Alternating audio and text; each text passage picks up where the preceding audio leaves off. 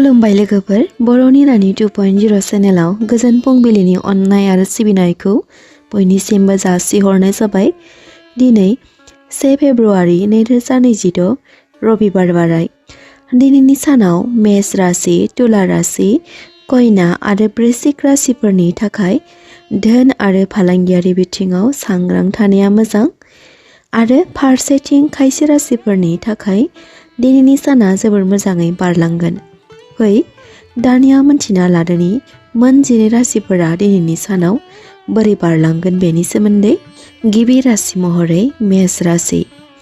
राशि बादियै दिनैनि सानाव मेष राशिफोरनि थाखाय खायसे मेगन गोसा सुबुंफोरा सोलो बाहायनानै नोंथांखौ गोसोआव दुखु होनो हागौ। नोंथांमोना दिनैनि सानाव जिउनि लोगोनिफ्राय आबुं हेफाजाबखौ मोननो हागोन। गोबाव समनिफ्राय थाबथानानै थानाय खामानिफोराव आबुं महर होनो हागोन। खरसाया बांनो हागौ। बे बिथिङाव नोंथांमोना सांग्रां जानाया मोजां। धोन खामायनो हागोन। बहानिफ्रायबा हरखाबै धोन मोननो हागोन।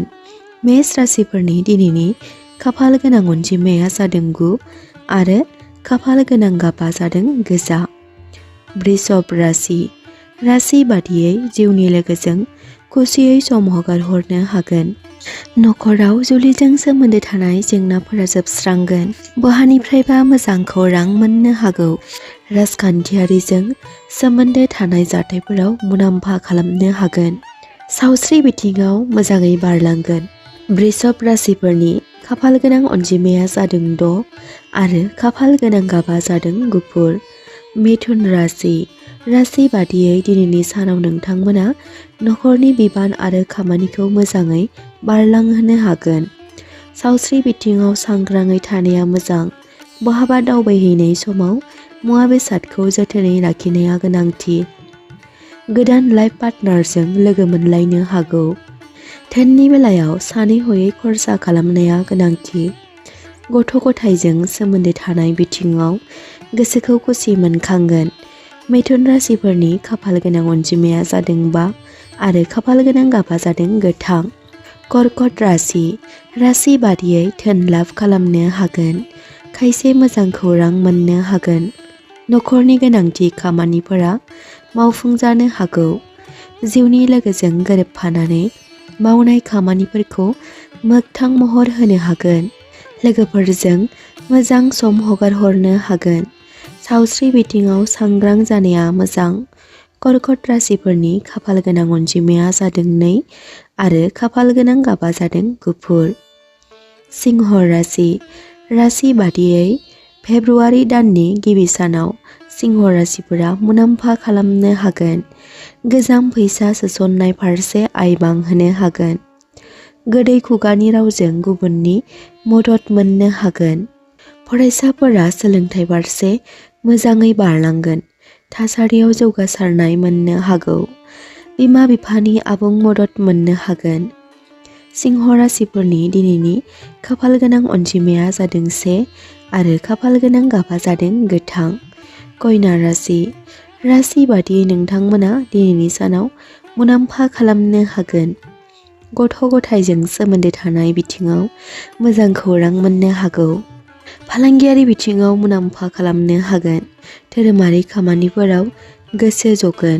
बिदा फंबायजों गोरोबलायना बाथ्रा सावरायलायनाया गोनांथि। फरायसाफोरा सोलोंथाइ फारसे गाहामै बारलांगोन। कन्या राशिफोरनि दिनैनि खाफाल गोनां अनजिमाया जादों 7 आरो खाफाल गोनां गाबा जादों गोथां। तुला राशि। राशि बादियै तुला राशिफोरनि थाखाय दिनैनि साना गाब गोनां जानानै फैगोन। बिफानि सावस्रि फारसे नोजोर होनाया गोनांथि। मेगनजों सोमोन्दो थानाय जेंनाफोरखौ मोजाङै नोजोर होनाया गोनांथि। मोजां मोनलायनाय बिथिङाव अनथोब मोननो हागौ। मोजां खाजानि थाखाय गोसोखौ गोजोननाय मोनखांगोन।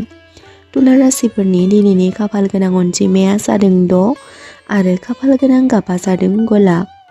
वृश्चिक राशि। राशि बादियै नोंथांमोना दिनैनि सानाव खायसे जोखोम जानाय जाथायनिफ्राय गोजानाव थानाया मोजां।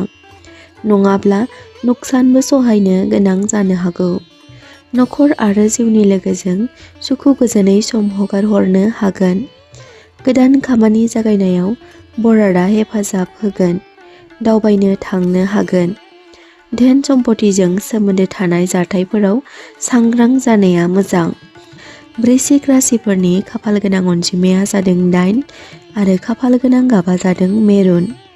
धनु राशि बादियै नोंथांनि सुथुरफोरा नोंथांनि खामानियाव मेगन सानो हागौ। बेखायनो बे बिथिङाव सांग्रां जानाया मोजां। सोलोंथाइजों सोमोन्दो थानाय जाथायफोराव जौगासारनाय मोननो हागोन। थासारिया गाहामैनो बारलांगोन। बिहाव बिखुनजोनिफ्राय मुलाम्फा खालामनो हागोन। लोगोफोरजों मोजां सम हगार हरनो हागोन। धनु राशिफोरनि दिनैनि खाफालगोनां अनजिमाया जादों 3 आरो खाफालगोनां गाबा जादों गोमो। मकर राशि बादियै नोंथांमोना दिनैनि सानाव लोगोफोरनिफ्राय हेफाजाब मोननो हागोन। धोन लाभ खालामनो हागोन। नाथाय लोगोफोरखौ फोथायनाया मोजां नङा। जब मावग्राफोरा मोजां लाभ खालामनो हागोन। न'खराव सोरबा आलासि फैनो हागौ। सावस्रि बिथिङाव सांग्रां जानाया मोजां। मकर राशिफोरनि खाफालगोनां अनजिमाया जादों 10 आरो खाफालगोनां गाबा जादों निला। कुम्भ राशि बादियै एना एनि जाथायफोराव गोसोखौ नारसिनथाय मोननो हागौ। आरजाथावै खामानिफोराव गोसोखौ गाज्रि मोनखांगोन। बहाबा दावबायनो थांनो हागौ। थासारिया गाबगोनां जानानै फैगोन। खरसाया बांनो हागौ। कुम्भ राशिफोरनि खाफालगोनां अनजिमाया जादों 4 आरो खाफालगोनां गाबा जादों निला।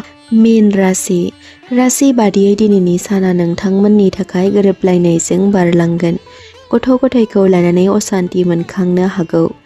जिउनि लोगोजों मदद मोनलायनो हागोन। गोदान लोगोजों समाजाव मान सन्मान बारायगोन। बिहाव बिखुनजोनि मदद मोननो हागोन। गोबाव समनि जेंनाफोरा खारस्रांगोन। सावस्रि फारसे जानाय लोंनाय बिथिङाव सांग्रां जानाया मोजां। बेफार फालांगियाव गाहामैनो बारलांगोन। केरियार फारसे जौगासारनाय मोननो हागोन। सावस्रि फारसे गाहामैनो बारलांगोन। बेफार फालांगियाव मुलाम्फा मोननो हागोन। केरियार फारसे मोजां। जिउनि लोगोजों मोजाङै सम हगार हरनो हागोन। मीन राशिफोरनि दिनैनि खाफालगोनां अनजिमाया जादों 2 आरो खाफालगोनां गाबा जादों गोमो। दिनैनि सानसेयारि फानजामुथि फरायथिनाय भिडिअ'खौ जाय बिथांमोना जोबजासिम नायजोबलांबाय बिथांमोननि थाखाय आंनि गोसो गोरबोनिफ्राय हाजासे अननाय आरो सिबिनायखौ बावहरनाय जाबाय। आरो बेजों लोगोसे जाय बिथांमोना चेनेलाव दिनैसो गोदानै फैदों बिथांमोना चेनेलखौ साबस्क्राइब खालामना लाब्लानो जाबाय। आरो भिडिअ'खौ मोजां मोनदोंब्ला नोंथांनि लोगो आरो जाथि खुरमाफोरनोबो शेयार खालामलायबानो जाबाय।